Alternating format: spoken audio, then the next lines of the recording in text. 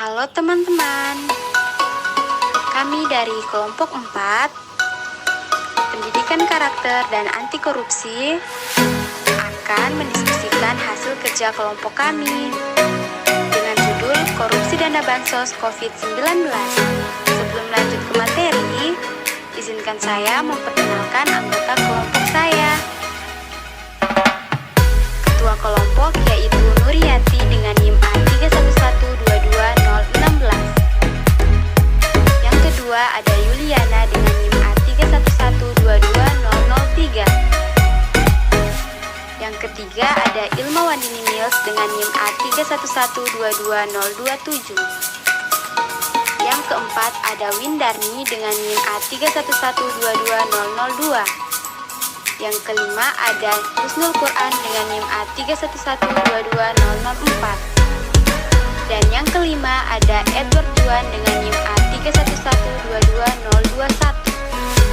Oke, langsung saja kita masuk ke pembahasan.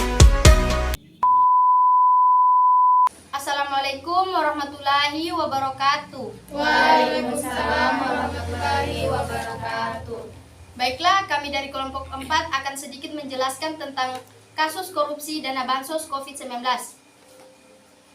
Kasus ini berawal dari pada bulan Oktober sampai bulan Desember 2020.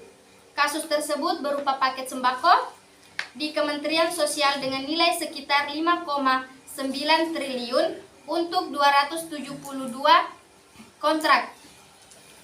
Pada pelaksanaan paket bansos sembako dari Menteri Juliari diduga telah menerima biaya sebesar 8,2 miliar. Dari total uang 12 miliar yang diterima oleh Mattheus.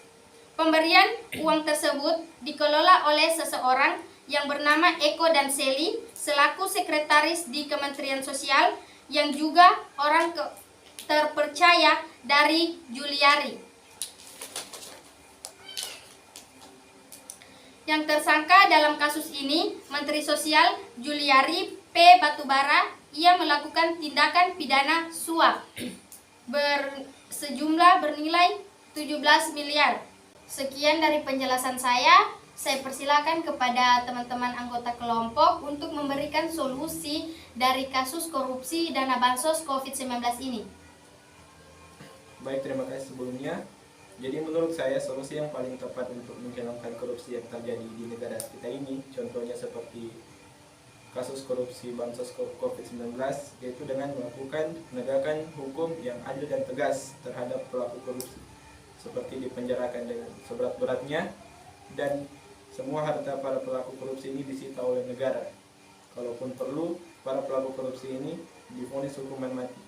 Dengan demikian, hukuman ini dapat membuat efek jerah terhadap para pelaku korupsi. Sekian.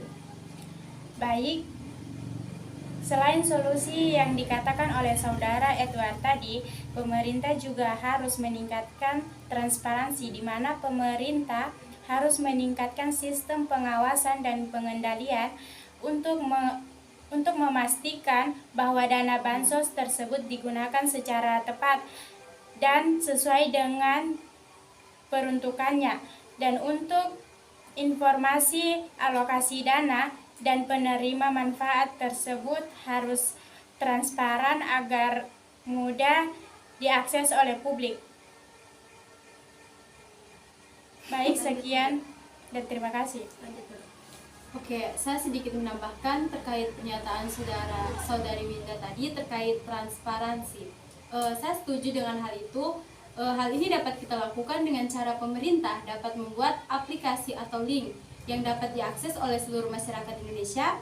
Link ini dapat menginformasikan terkait total dana bansos, dana bansos yang didapat perorangan, atau kapan bansos ini cair, seperti itu. Link ini juga bisa dapat diakses masyarakat Indonesia untuk melaporkan jika terjadi hal-hal kecurangan di masyarakat terkait dana bansos ini. Dengan adanya transparansi seperti ini, masyarakat langsung diikut sertakan untuk mengawasi dana bansos tersebut. Jadi untuk hal transparansi ini saya sangat setuju, karena kita semua bisa bersama-sama untuk mengawasi dana ini. Sekian. Baik, itu tadi solusi dari ketiga teman saya.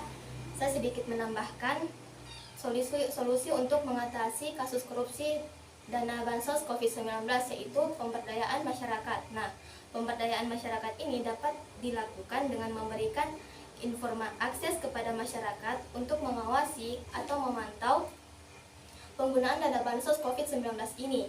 Hal ini dapat dilakukan dengan memberikan informasi dan akses masyarakat untuk melaporkan penyalahgunaan atau ketidakbenaran dana tersebut.